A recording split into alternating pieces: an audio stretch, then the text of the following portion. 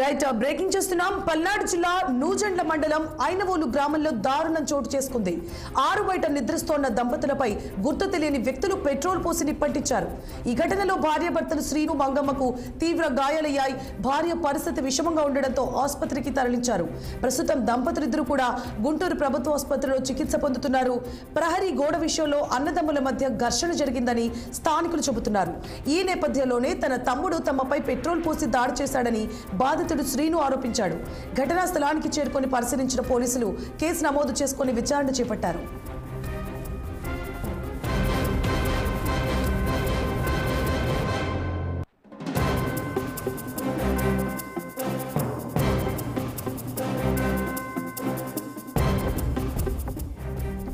Right ఇక పల్నాడు జిల్లా నూజెండ్ల మండలం ఐనవోలు గ్రామంలో దారుణం చోటు చేసుకుంది. ఆరు బయట నిద్రిస్తోన్న దంపతులపై గుర్తు తెలియని వ్యక్తులు పెట్రోల్ పోసి నిప్పంటించారు. ఈ ఘటనలో భార్యాభర్తలు శ్రీను మంగమ్మకు తీవ్ర గాయాలయ్యాయి. భార్య పరిస్థితి విషమంగా ఉండడంతో ఆసుపత్రికి తరలించారు. ప్రస్తుతం దంపతులిద్దరూ కూడా గుంటూరు ప్రభుత్వ ఆసుపత్రిలో చికిత్స పొందుతున్నారు.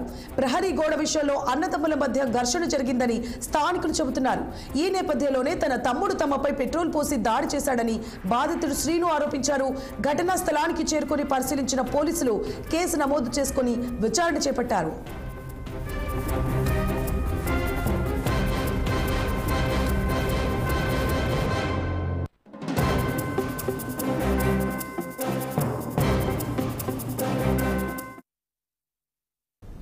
కడప జిల్లా వేంపల్లి మండలం చింతలమడుగు